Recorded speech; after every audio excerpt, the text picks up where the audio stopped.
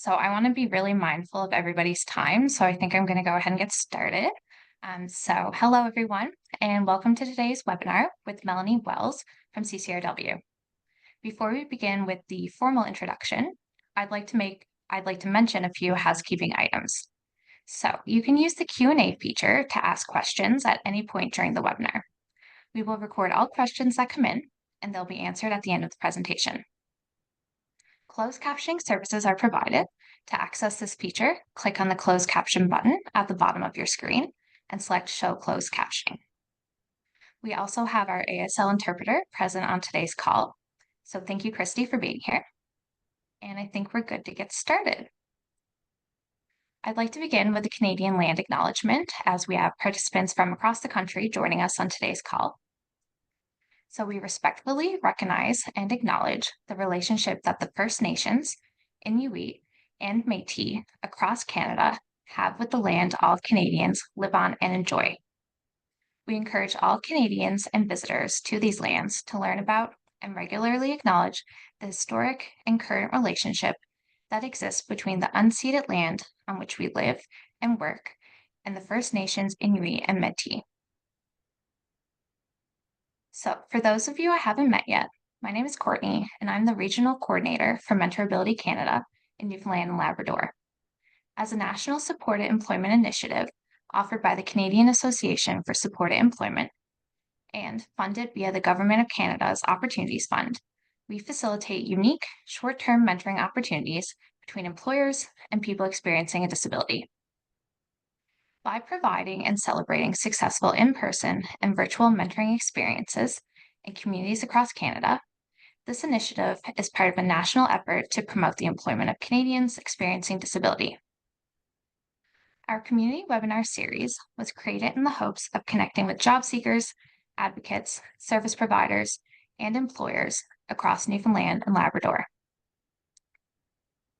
And so this brings me to introducing our guest speaker for today.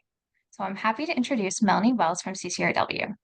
Melanie is an employment facilitator at the Canadian Council on Rehabilitation and Work.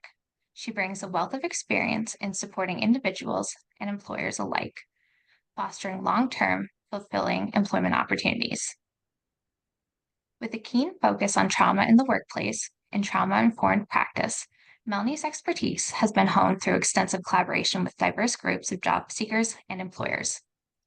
In today's session, Melanie will delve into the intricate intersectionality of disability and trauma, shedding light on how these aspects intertwine within the workplace environment.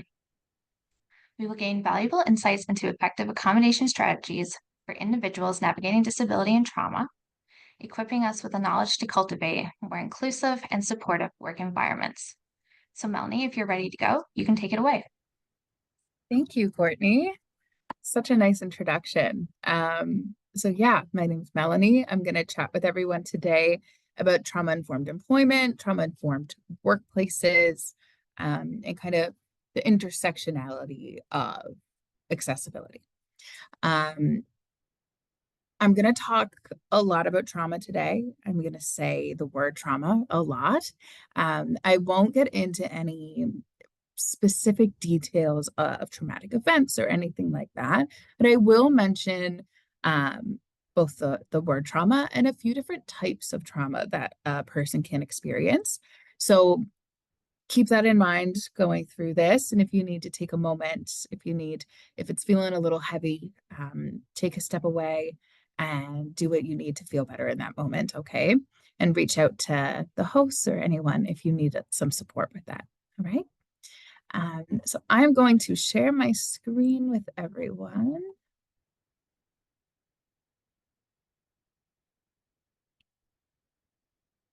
Here we go. Can everyone see my screen? Yeah. Yeah, I can't see you all. So if someone can indicate that you can see it, that would be great. It looks good to me. Okay, great. Thank you. People in the chat said yes. So as I mentioned, we're going to talk a little bit today about trauma-informed employment. My apologies. I'm just setting up my screen here. So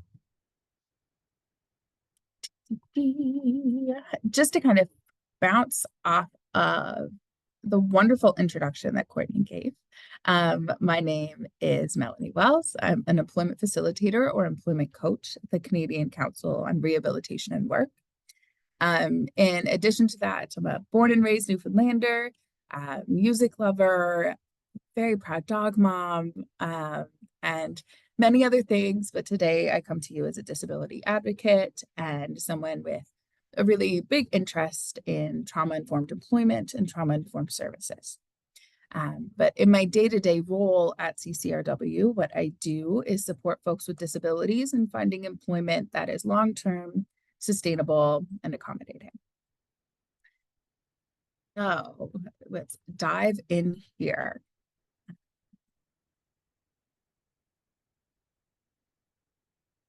So kind of what has led me to going down this path of trauma-informed employment, what has led me to get interested in this field. And really it started with my work at CCRW a few years ago.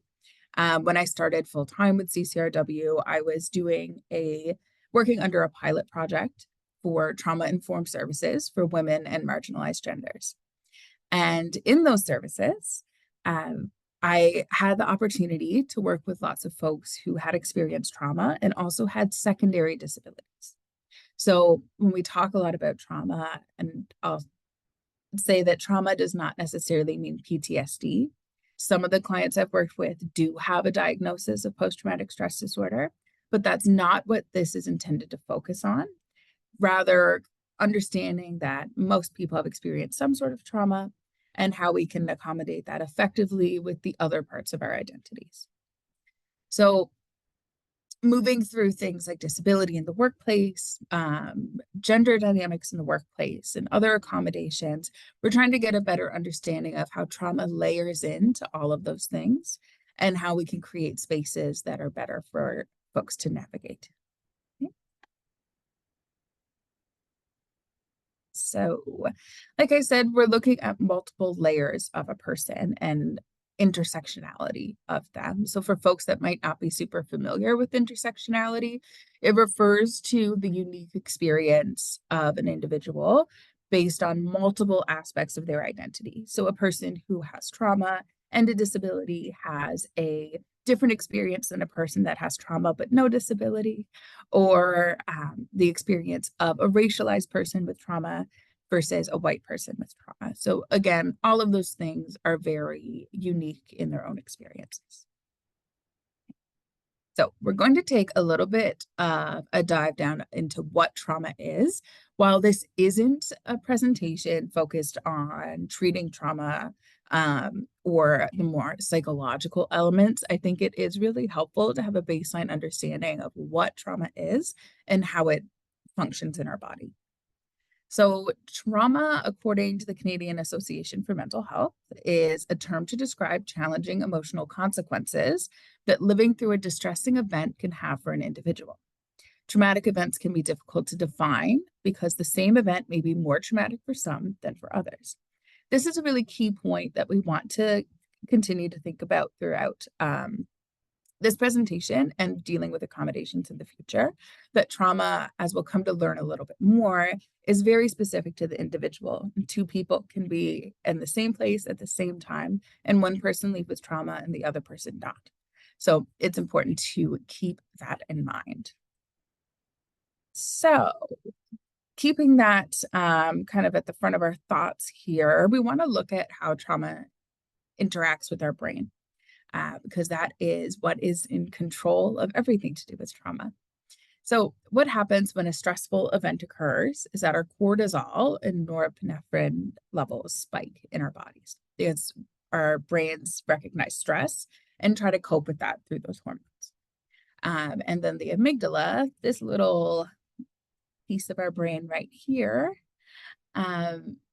reads the significance of the event and stores the emotional response. So it stores a memory in fragments. So this means it picks up pieces of sensory images around us, such as textures, smells, colors, things like that, and stores it in our brain in just that little piece as a stressor or something potentially dangerous.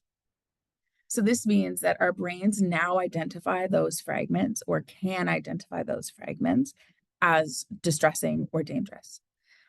So this miscommunication can leave our brains going into fight, flight, freeze, or fawn, and meaning that our prefrontal cortex will shut down. So as a stressing event happens again related to one of those memory fragments, our prefrontal cortex says, danger, shut it down. And then our bodies will do one of those four responses involuntarily.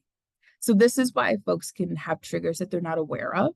This is why folks can experience trauma in a way that's really difficult for them to understand, because we can't always know when these pieces of sensory information are going to pop up as a problem, right?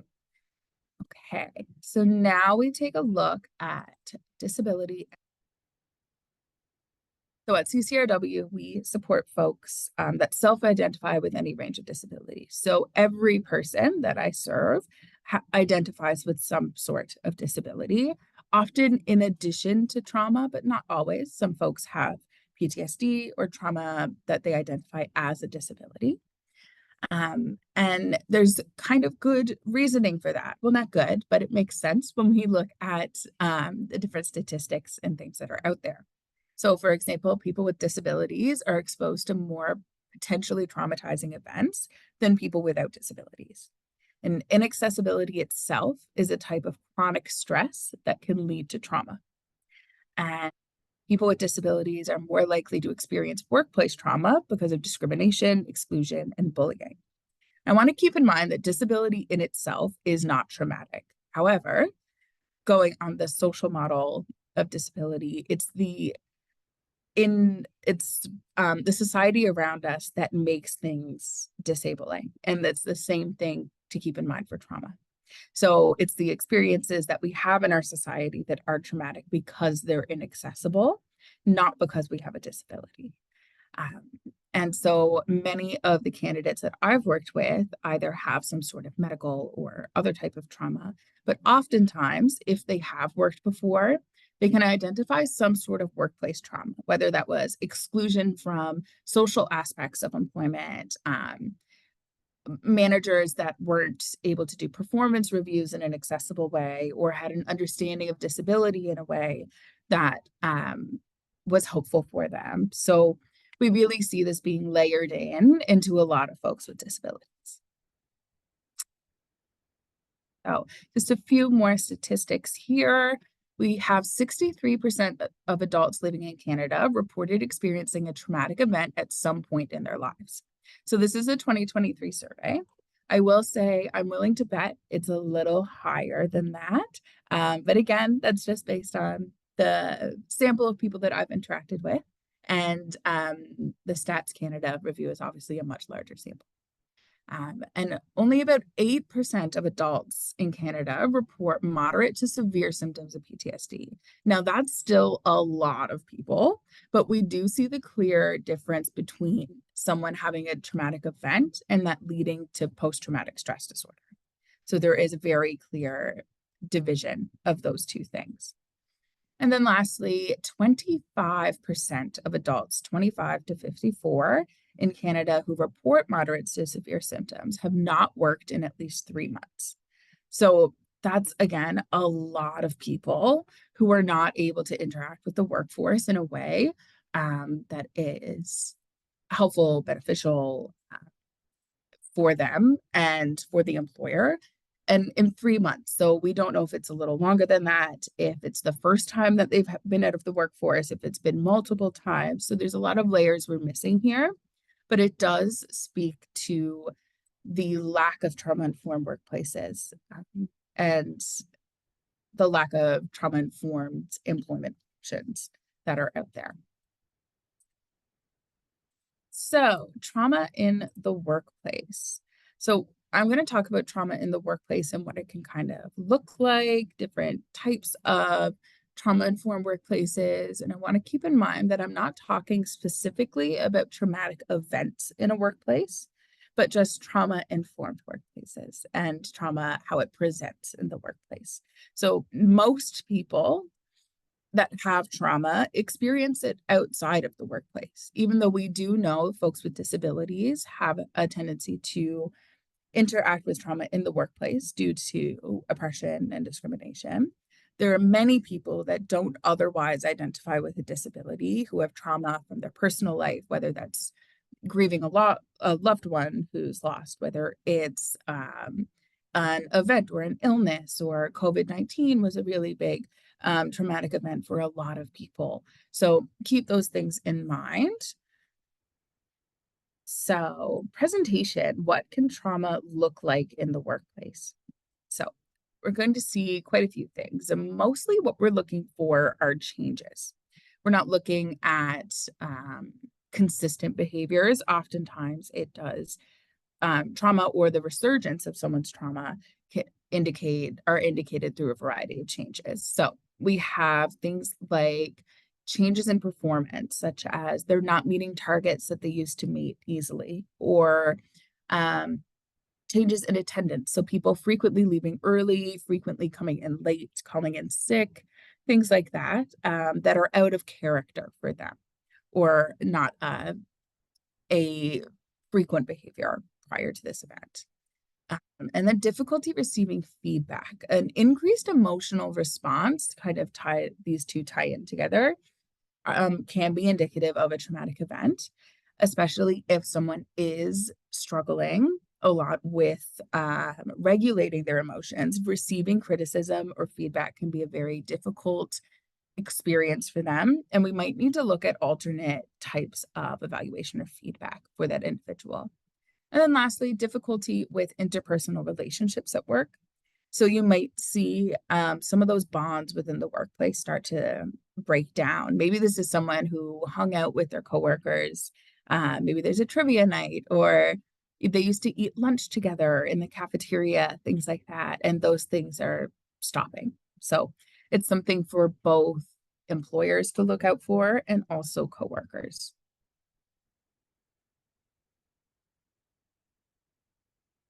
Of get into the meat and potatoes, which is trauma-informed workplaces. So I like to start this by talking about what trauma-informed workplaces are not, because often when I'm talking about this subject, I'm talking to employers about it.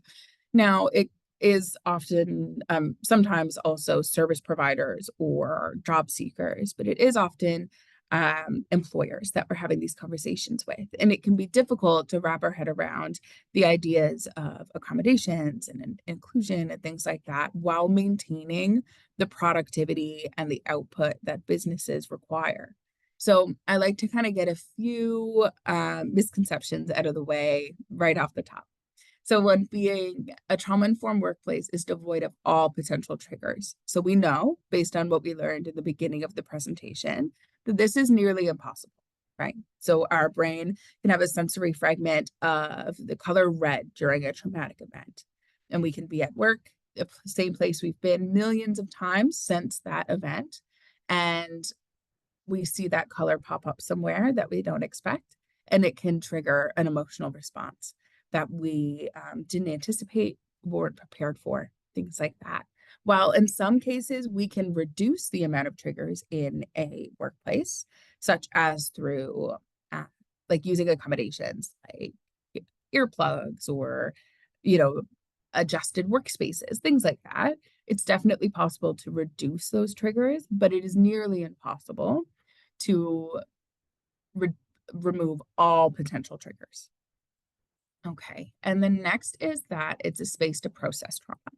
So being trauma informed and having trauma treatment are very different concepts. And sometimes there can be a little bit of an overlap or a tendency to view everything related to trauma as processing trauma and associated with PTSD, as we kind of spoke about before. And we want to keep in mind that though that is not the case for workplaces, it should not be where you're processing trauma. And being trauma informed is about creating spaces for people to disclose their trauma to employers, not necessarily the details, but how it affects them at work and ways to get around that, rather than, talking through the nitty-gritty of these traumatic events and trying to receive treatment in places that are not appropriate. Okay. And the next is that it's unrealistic. So again, those top two pieces kind of influence the idea that it's unrealistic. So if we're, how am I supposed to get rid of all potential triggers? You can't. And how are we supposed to become a treatment center for our employees? And of course, that's not what anyone's looking for here. And so unrealistic also kind of ties into unproductive. So sometimes employers can struggle with the ideas of accommodating all employees in a way that they can still have tasks completed effectively on time and being productive. And we'll learn a little bit more later about concrete examples of how you can accommodate folks in a trauma-informed workplace while making sure that tasks are still being completed effectively. And last, that they're costly. So we know through disability accommodations often that there are cost-free accommodations and then some that cost.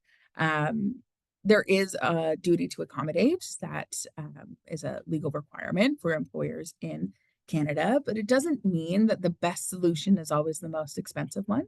And it doesn't mean that the best solution is always the one that costs nothing. So we want to keep in mind that they're not always super costly, and that especially in trauma-informed work environments, there's often a cost-effective and very effective method.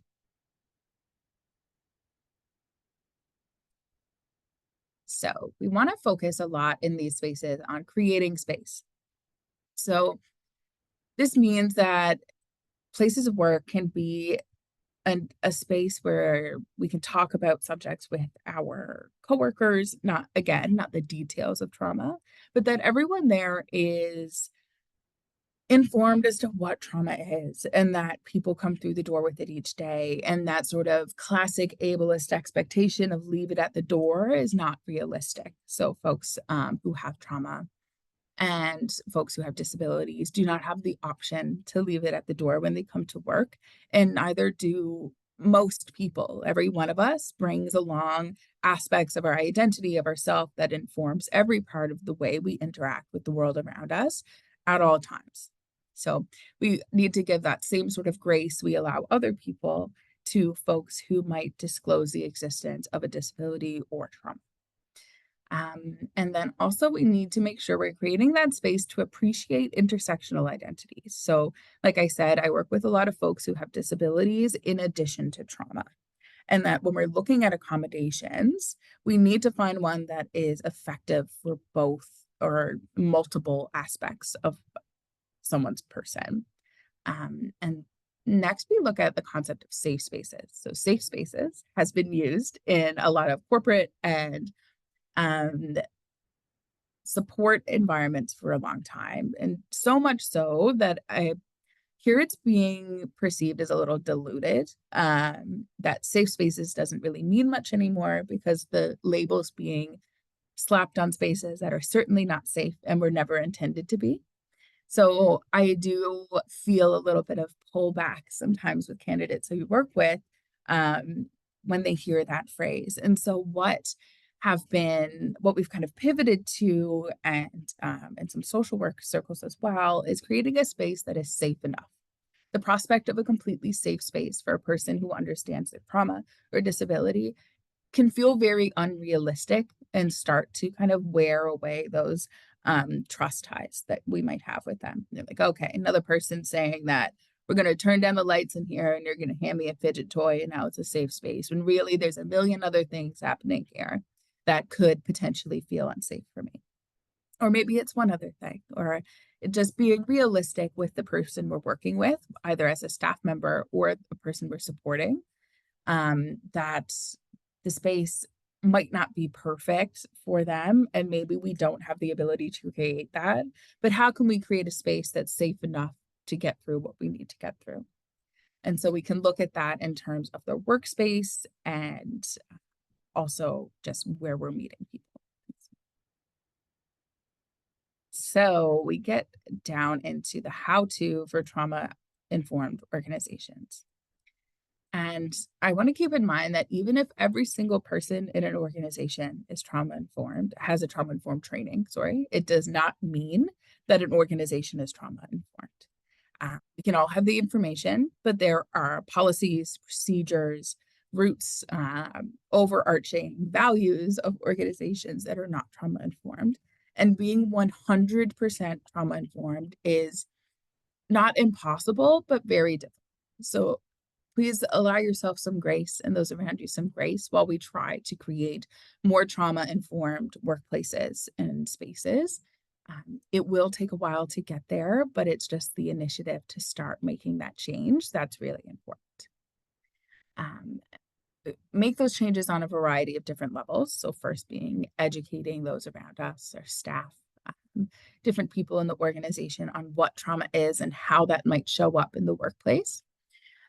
Next, having that reflected in our policies and human resources and finance policies and procedural things, and making sure that our staff are trained in both psychological safety as in the same way we would against like hazardous materials or different dangerous machines, things like that, that we might use in a workplace. And once we have those supports and education in place, then our spaces become a lot safer and a lot more conducive to allowing trauma-informed employees to work at their best level. And then we have leadership training and recruitment. So we need to start on a very high level, looking for people who have a basis or some sort of experience in trauma and trauma-informed organizations. So those job descriptions for executive leadership positions, for variety of different places should include that in the same way it does manage history managing other people. Include trauma-informed approaches in the same way it does different management styles. Because it's really important that from the CEO of an organization to the part-time summer student that works a few days a week, understanding of trauma in the workplace and what that can mean for the entire organization. And next, we look at ongoing learning and upskilling. So we know that people, when they're given professional development opportunities, are more likely to perform better, to stay longer with an organization. And when we can choose the professional development opportunities we have in a very tactful way, that they're not only helpful for sales and things very specific to the organization, but other things like trauma-informed workplaces, how to support a coworker who's struggling with disability, things like that. It can make a big difference. A big example I like to use, I used to work in a salon for a long time, and I did 101 courses on different hair care products and what they did for your hair. Then I never once did a course on how to support other staff members, how to identify if a procedure is problematic, things like that. And those opportunities would have been really valuable in longevity for employment, but also like safety within the workplace. Okay, so now we're going to talk a little bit about accommodations. So real life accommodations that I have supported to be implemented, or other people that work in the same sort of sphere as I do in trauma-informed employment have told me about in their time in the career development trauma field. So the first one I like to talk about is cell phone on person, or means or access to communication. Okay. So, for example, there was a woman that was being served in a different area of the province who had experienced some domestic violence in their life. And the very common policy in lots of retail spaces is no phones on the floor. No phones, keep it in your locker, don't care, no exceptions. And for this person, one of the means of communication with outsiders for help, but also within their domestic violence situation, there was always an expectation that they were in constant communication with their significant other. Okay. And so even though that situation had ceased to exist, they had moved out, they were no longer together, they were healing through this, needed to get back to work, not having that phone there as a safety was a very big trigger for them. And this person wasn't looking to be on their phone throughout the whole workday. They weren't looking to be chatting with their friends all day, but what they were looking for is that they had something on them that if they needed help, they could talk to someone that felt safe to them. And the likely thing was is that they would never need it, but having it there was very important for their success in the workplace. And eventually, through disclosure and talking with their manager, they were able to negotiate that accommodation in a way that you would negotiate many other things. And next we look at is adjusted workspace. So some types of trauma are associated with situations. So that can mean a variety of things, but in this context, we're mostly looking at situations where a person could not exit the event happening. So an adjusted workspace might mean having someone closer or further away from a door, for example, closer or further away from a bathroom, closer or further away from distractions, things like that. And that sort of security can be really important for someone's productivity throughout the day. Some people need to be able to see the door. Other people need to be away from the door of fear of what might come through it, not being able to prepare for that. Other folks might really need to be close to the bathroom. They might need to go a little more than others. Some folks might need to be away from the bathroom because it's too distracting and they can't be there. And so adjusting that workspace can be a really effective mechanism that is, again, cost-free, just moving the desk around the space where you can, and can make a really big difference for that individual. The next one down is not applicable to all situations because it does require some level of disclosure to a coworker.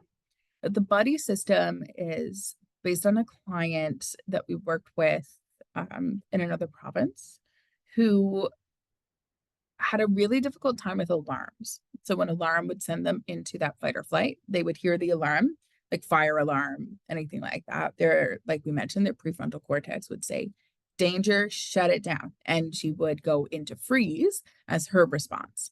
And she wouldn't be able to leave. So it was really important that if the fire alarm went off, that she had someone to support getting her out of the building so that she wasn't in harm's way.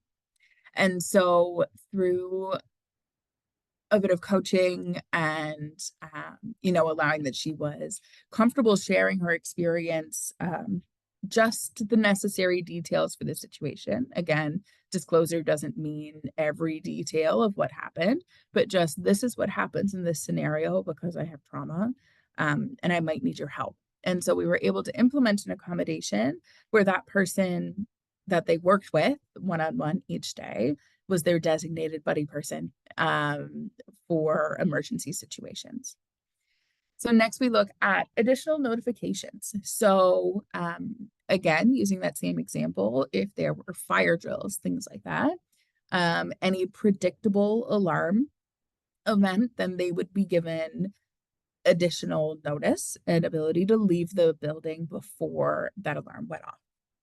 Additionally, it can be like if there's meetings, getting a detailed agenda of what to expect in that meeting. It can also be clear expectations for output and things along that line. Next, we look at grounding spaces and different items. So some folks use grounding spaces like under their desk. So just feeling their clothing, feeling their feet against the floor. Other folks use a scent that's good for them, things like that. So we look at a few different ways that they can ground themselves within the workplace.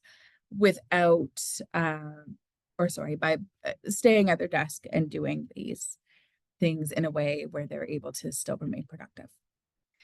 Next, last one that I'm going to chat about is just remaining open to other options. People are experts in their own experience, and it might seem outlandish to us, like, why can they not work on one side of the room, but they can work on the other? But it can mean the world of a difference for them, and it can mean a world of difference in terms of safety. So try to remain open, even if it doesn't make sense to you. Try to ask yourself, what's the downside? What is the downside of moving that desk? What is the downside of adjusting the workspace, or assigning a buddy, or giving fidget toys or smelly things for them to ground themselves with? Because it could mean 30 minutes of inconvenience or a piece of paperwork, or it could mean potentially losing a really valuable employee that has a lot of strengths and a lot to give. Now we're also going to take another look back at making it intersectional. So accommodations for the intersection of disability and trauma. One that I like to kind of circle back to is grounding items through scent. We've worked with individuals before who are chair users, and we've been in or you hear in these different grounding exercises that you feel the earth beneath your feet. And they're like, well, I can't do that, right? So we need to look at other ways to accommodate the needs of the people around us based on their whole identity and not just trauma or disability. Same for the opposite in terms of disability accommodations. Maybe they need something of technology, but maybe there's something to do with that isn't compliant with their trauma, right? So we need to understand that there's no one size fit all, and we must remain open. And in doing that, we need to continue to educate ourselves on the different types of accommodations that are available. Things are constantly changing. There's different accommodations that, come up each day. I'm constantly learning of new things that can be implemented, and we need to intentionally make time to seek out that information. And lastly, I like to share with employers to not share personal experiences with staff about trauma, even if you experience the same event in the workplace. And maybe you have trauma and these are things that were effective for you. Those aren't really helpful things to share in the workplace. If an employer or an employee comes to you and says, I'm struggling with this and I think this is what I need, we don't need to say, yeah, I had a cousin that was in a car accident too. And, she did this and it really worked for her.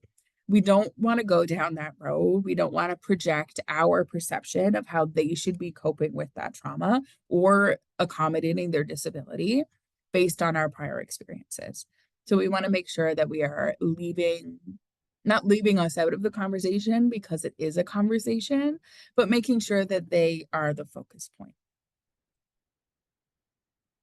Next, I'm going to briefly touch on healing through employment.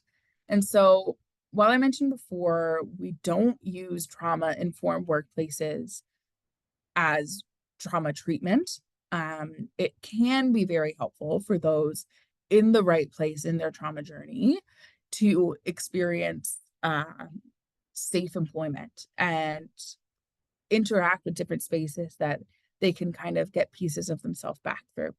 So maybe it's an employee where they've worked there for a long time, an event happened, whether that's onset of disability, traumatic event, or anything else where they have to take time away. Being accommodated and knowing that you're able to move back to that part of your life, that employment aspect, in a way where you're going to be respected and accommodated, can be very helpful in the long term and a very healing experience for a lot of folks. And now I'm going to talk kind of in like the big picture trauma informed perspective. So it can feel a little out of our hands sometimes, some of those really macro trauma informed approaches. So, I can't change where funding comes from. We can't change where different aspects of our job interact with things that are maybe not super trauma informed.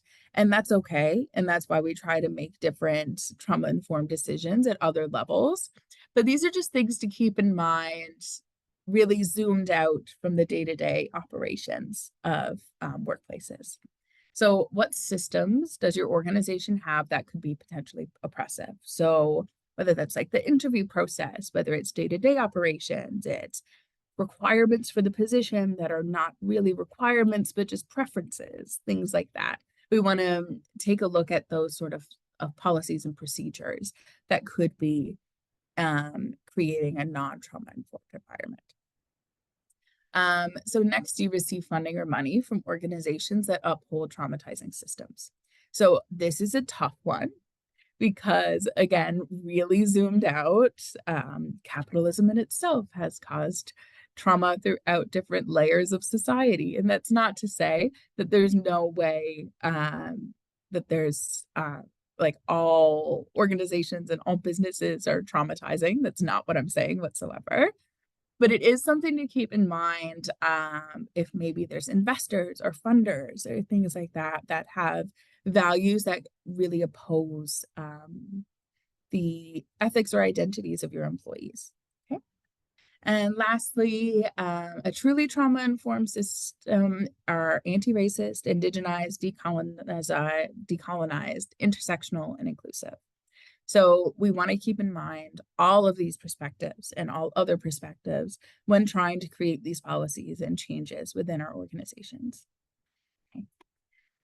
And that is kind of all that I have for you. I really appreciate everyone taking time this afternoon to chat with me about this thing that I'm really passionate about. And I appreciate that everyone has very busy schedules, and it means a lot that you've taken a bit of your time out of your day to listen to me ramble on about trauma-informed workplaces. So thank you all very much. And if you have any questions, I'm happy to answer them. And you can always contact me via the information on the screen there as well if you have any other questions. Awesome. Thank you so much, Melanie. I'm just trying to find myself on the screen. Okay, there I am. 1 second. Okay, perfect. So we can take some time now. If anybody has any questions or they wanted to share any comments, feel free to put it in the chat, or you can raise your hand and I can unmute you.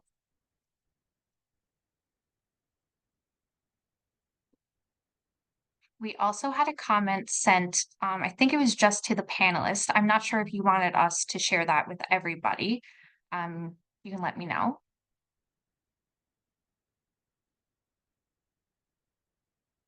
You can. Okay, perfect. So Erin said that someone with PTSD, my work accommodated me by not having my name on my office door, as well as a parking spot right outside my office to make me feel safe. No cost, and sometimes makes the difference between coming to work or not that day. Such a great example of cost-free accommodations, right? That not having your name outside your door, that is such a good one. That again, a small thing that makes a world of a difference for an individual that other people might think is insignificant. Thank you so much for sharing that. That's a really great tip for us. We also have a question here from Jessica. In your cases, Melanie, are you finding that employers are directly accommodating the workers with their request, or are they having to provide medical? So that's a toughie. I mean, the hope is that we don't need to require medical, especially in cases where, like I said, lots of people have trauma but don't have a PTSD diagnosis. In terms of disability, eh, in terms of disability, we can employers sometimes lean more heavily on medical documentation because they're unsure how to accommodate a person with a disability, and documentation can sometimes aid in that. Um, I like to try to circumvent that when possible because documentation is not super accessible to everyone. So sometimes having someone like a representative from Mentor Ability or CCRW or Apple Unemployment or any one of the wonderful organizations we have here to kind of talk to them about ways that they can accommodate without documentation can be really helpful. In terms of trauma, it is a little harder because medical is not always there. But that again, that comes in that education piece of every or most people experience some sort of traumatic event and that carries with them. It just presents differently from person to person. So thank you for that question. We also have a comment. I think it's important for people to understand that PTSD isn't always linked to one event. There's complex PTSD, which is typically long-term trauma experienced by the individual. Absolutely. Yeah. And that kind of links into the point about disability as well, how it's an ongoing or experiencing inaccessibility as a person with a disability, that it's ongoing stress through your whole life. And it's in the grocery store, it's in the hospital, it's in your workplaces, it's at school, it's everywhere. And, there often isn't this one event. It's not as easy as, well, I shouldn't say easy, but you're right. It's not you were in a car crash or you got sick or something like that. And lots of people have all of these experiences that informs them day to day. Yeah. Thank you for that, Richard. Do we have any other questions or comments before we finish up for the day?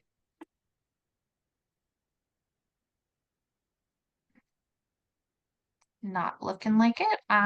So with that, after the webinar is over, we'll just be sending out a quick feedback survey that we'd appreciate you all filling out. But other than that, I hope everybody has a great day and thank you for being here with us. 1 second, there's one Oh, other question that came through the Q&A. oh I yeah, just want to absolutely. acknowledge that before I shut it down here. It says, is there a Yep. training course that staff can take that's similar to WMIS and it's widely available? It's a great question. I know of some that are Newfoundland specific. I don't know where you're located. If you want to jot down my email address, I'll put it in the chat here. I can't rhyme them off right now, and there is one in the back of my mind that's nationwide. Send me an email and I will send you those resources. I assure you. I apologize. I don't know them right off the top of my